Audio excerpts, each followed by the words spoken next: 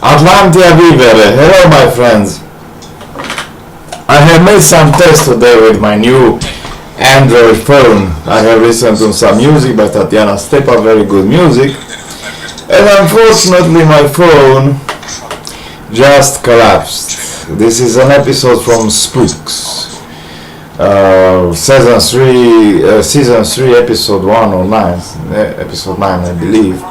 It is about scientists, a Nobel Prize winner, and they spy tell her, oh, do you believe you deserve this prize because we have told you, because we have made experiments on on prisoners of war, and those experiments fueled your well, this Android system is like Windows. There are some comments there, and one of the comments there is a spy and says, well, in MI5 it is like in the real world, when you are fired you have no more rights, no one recognizes what you have done for the cause. That's just like in Romania, no one recognizes what I have done for them and no one wants to pay me. And everyone fucks with me, including Laurentiu Marin. So this Android system is pretty much like Windows. So the phone is blocked. The processor, unfortunately, now it turned off by itself. No, the processor, the main processor has not blocked, because otherwise I will not hear the sound of the video of the movie. I wanted to play a longer part movie, so to test my phone. It got real hot during my music session while I was listening to my sister Artemis singing.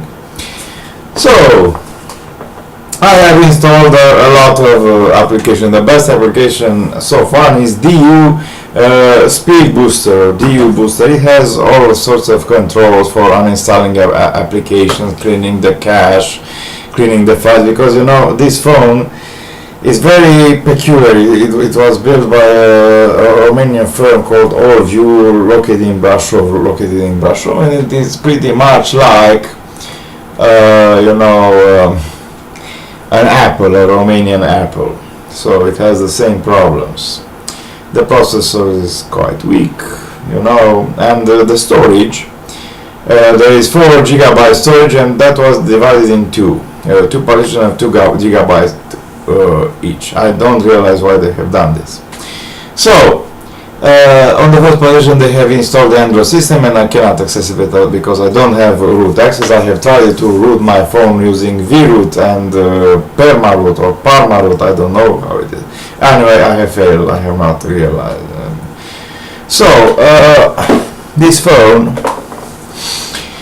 has only 10 to 15 megabytes free because from the first 2 GB partition 1.46 gigabytes is allocated for the Android system and 600 megabytes remain, and on those 600 megabytes all the applications are installed. Of course I have moved them to SD card, to the 32 gigabytes SD card, and to the other 2 gigabytes partition, but still the computer insists to keep the main part of the application on that 600 megabytes partition, 0.67 gigabytes. So I have installed 3D Mark, Antutu and others, and now I must uninstall them because there is no point in keeping them there.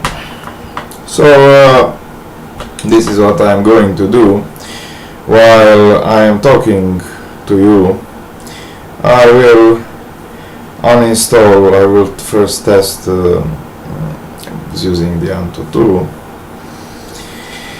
and then I will tell you, because it is a new experience, typing with your finger, selecting the widgets and so on. It is actually a much better operating system than the iOS and Windows 8, but unfortunately it also has a lot of problems. So Cafe Mark Antutu, I have installed about 65 applications. There are applications for listening to radio in Romania, for watching live TV. Also the DG Online has a lot of online services and online video and online TV. Yes, caffeine mark.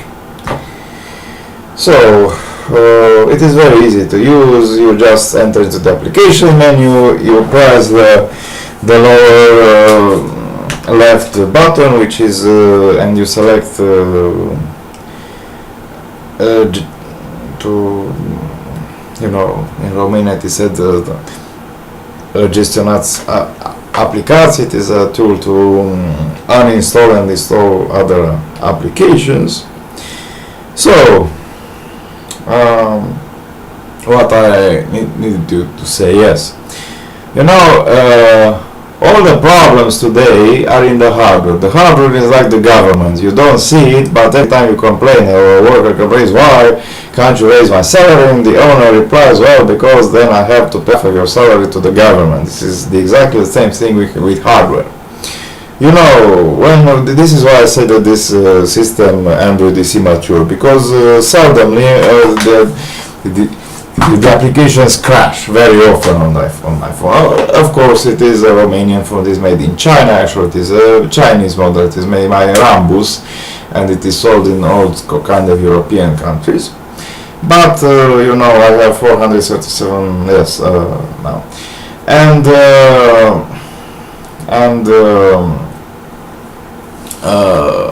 when you make a program, if you are making very neat and simple, you cannot have errors in the software, because when you compile, so first you write the software. The software is a wall of text, yes. You write the software, the operating system in C or C++, and then you compile it using the Borland or C++ compiler. And if you have a syntax error inside the program, then you will have an error in the compiler. The compiler will say unknown error at line I don't know what, and you see you forgot an accolade, or you misspelled a variable, or you misspelled a library name, so on. These are simple bugs, but the most complicated bugs are when the program does something which you don't want to do, or doesn't do something which you do want to do, and the syntax is good. This requires more debug, because you know more than 90% of the time and energy of the programmers is spent in debugging their initial program. So writing the program is quite simple. However, debugging and hunting for the bugs is very complicated afterwards. Because all programmers, humans, are making mistakes. That is why C, C++, Pascal, Basic are no longer used.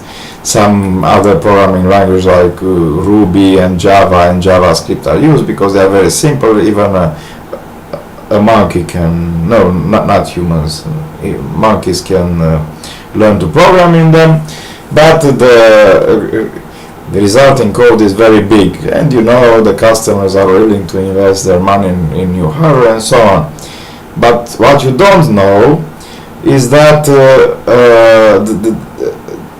the software never has any flaws when you receive it. If there was a flaw in the software, that bug will manifest itself every time you try to run the software, and at exactly the same point. So why is that? Because the software is made to run in a specific manner. The programs are written in a logical fashion. So if you have an error, that error will manifest itself every time you will reach that part of the code. So if on this Android phone my messenger application sometimes quits, sometimes doesn't quit, the YouTube video sometimes stops, sometimes doesn't stop, and you know, my games sometimes stop, sometimes doesn't stop, it is a matter of hardware. Specifically, this Cortex dual core processor is too weak, and it constantly stays at 82%, 100% utilization, and when your CPU is at 100%, there are great chances of you having errors in your in your operating system and in your programs. Not because of your software, but because of your hardware. There are documented flaws written by Intel and AMD, maybe also Cortex, which say even at our processor, which we sold with $1,000, we have this list of bugs, which are hardware bugs. And you know, this software is made, this hardware is made after 1980 and 1990 protocols. They had their hardware interrupts, software interrupts, and general protection faults. So if you see that your program is quitting unexpectedly and you have what the hell has just happened moment, this is exactly the moment which I have on my Android phone, because there is no message of error saying, you know, general protection fault or hardware interrupt or error I don't know what, or software error. Actually, I got an error called 1001 when I'm trying to run vroot on my phone. And you know, I'm using this very nice little fellow. You see, it is a USB hub. It has 2 legs and two hands, and this is the hanging man, the hangman. So this is a very good tool for connecting your Android phone to USB, and there are many applications for accessing Windows File. They are called File Explorer, Computer, and so on. There are hundreds of thousands or maybe millions of applications. There are about 300,000, 500,000 apps in the Google Play. They are really good. You know, free software is the best. You have a sense of freedom when you are using it. But anyway, the main issue is that every computer, every processor, would it be a CPU or a GPU, has a tendency to produce many bugs, also memory and integrated motherboards, so the integrated circuits, which are semiconductors. The semiconductors are produced from sand. You excavate sand, you melt sand into a cylinder of silicon, you cut the cylinder into small pies, you know, on each pie you inscribe with laser some channels, then you put the entire disk into a copper bath, copper fills those filaments, and then you have a processor, basically. So there are many defects. That is the reason why Intel and AMD are not selling, and IBM and Cortex are not selling 10 GHz processor with $10,000 each, and they are also not overclocking the current processor to 5 GHz or more, because they know that their processors will not function correctly. So this is the real reason. Also, the girl told me, if you try to root your phone, you will use your warranty. I said, why? Because it is my phone. I am the proprietary, and I have the rights to have root rights on the Linux system, because this Android system is actually a Linux system. If you connect using the very smart power cable, because this power cable is also a USB cable.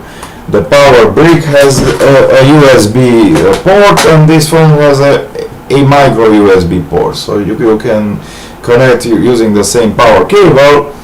You just disconnect from the power brick, and you can connect the phone to your computer, and then you will see that there are 3 partitions. There is the 2 gigabytes, another 2 gigabytes, and finally the 32 gigabytes. And the phone, the Android system, cannot correctly identify the USB flash drive attached. You cannot attach 2 or 3 USB flash storage, because it will only recognize one. So in order to access your USB flash card, you have to have some File Explorer installed, which are root browser File Explorer or computer, and then you have to deactivate the SD card which is inside the phone in order to allow for the connection, because there is only one USB connection in the hardware of this phone. So the hardware is pretty bad. It has all the applications have errors, and you know, It is not like in Windows, because at first I will explain to you why the Windows system got so much bloated. Because at first, when they made Windows 1.0 and Windows 2.0, it was like Android today. The application crashed because of the hardware. There was no reason, and all the people blamed Microsoft and the OS. And then they studied the hardware, the Intel hardware, and they added some layers. It said error number, I don't know what, general protection fault, hardware interrupt, software interrupt, IRQ, and so on. IRQs are software interrupts. But the end user, which is pretty stupid, did not understood anything. Then they added another layer and they said, well, there was a hardware error, in processor. Yes, but the operating system.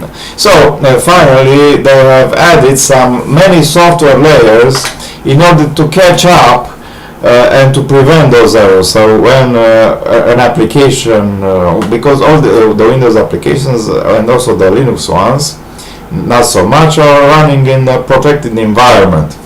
And all their calls are not transmitted directly to the hardware, because if they transmit the calls to the hardware and there is an error in the hardware, then the application will crash.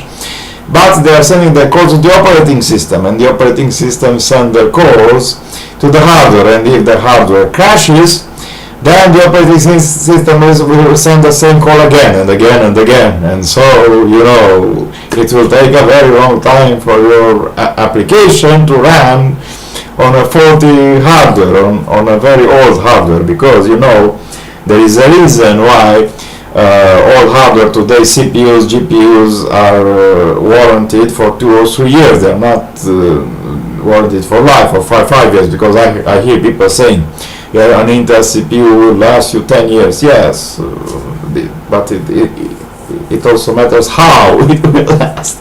If it will be a ruin like the ruins as some is the Zegetusa, or the ruins of the white faces, then it is not a very good computer. That is why many people spend a lot of money trying to understand hardware. They do not understand the fact that hardware has faults, which the hardware has faults when you buy the electronic equipment, and due to electronic migration, which is accelerated by the fact that many stupid people overclock the processor. So by overclocking and increasing the voltage, they increase the temperature, and the electron migration between the layers, which are very thin. There are 28 nanometers, 22, 14 nanometers of layers of silicon between two copper electrons, or two copper atoms or molecules.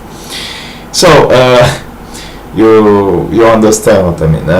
In time, like in civil engineering, also in electronics, the CPUs and GPUs and motherboards and memories, basically all electronic parts get old with time, and they get old very quickly.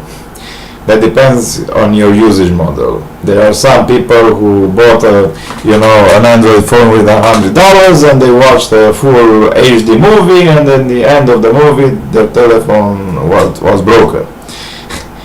Yeah, of course it will start, but it will move very slowly, and they have to throw it away and pick another phone, because those phone manufacturers in China do not understand what they are doing. That is why you are seeing very cheap iPhone variants, but they are not lasting as long as iPhones. That is why the iOS operating system is so dumb and so stupid compared to Windows 8, and it is not a really operating system, because people who designed it realize that if they implement a fully operating system, then their phone will crash. All their Apple A6, A5, A5X, A4 chips will melt down. In a manner of speaking, they will not melt down, but they will cease to function correctly, and so the warranty will no longer apply. So, you understand. If you are a serious firm, you have to consider all the usage models. What will happen if some stupid man grabs an iPhone and he watches HD videos all day long? Well, the phone will probably cease functioning in a day or two. And that is also the problem with other systems. Also, my system is broken after 7 years of using the Q6 6 years, because I bought the processor, the quad-core Q6600 in March 2007. In April 2008, but the motherboard is bought in July 2007. It is a gigabyte piece, certified, I don't know. And so this is a matter of software is always perfect when you reach it, when it is in the final stage. Hardware is always faulty because of the inherent chaos theory and nature of this universe. So it is logical to pay programmers more than you pay hardware engineers. Software is much more advanced than hardware. Of course, software today cannot use all the hardware benefits, because what is the reason why AMD is no longer building 16 cores, 32 cores? Because with this technology they could easily have 64 cores processors. Also Intel could have, but they are selling 4 core variants now, 10 core, 12 core, 16 cores. Why not jump to 100 cores? Well, because there is no software yet to take advantage of so many cores. So it will be ideal for servers, but for consumer applications, not so much. No one needs more than 4 cores today. Also, it depends what kind of cores. The cores of microprocessors are smaller than the cores of mini processors and bigger than the cores of nanoprocessors, which are the Cortex and the Apple kind, which they integrate into their phones. They are like this phone. So, but you don't have cause to alarm. If it happens for your home to crash or your computer to crash, you have to stop it immediately and allow it to cool down, because this usually helps. Insisting on a stupid way does not help. There was a guy on a forum which bought a $300 video card, and he wanted to test the video card, so he ran some primes or some, I don't know, he ran some 3D Mark test continuously for 24 hours, and at the end of the 24 hours, or long before that, his newly bought card was broken, was completely unavailable. So things are not as you believe them to be, my friends. Goodbye.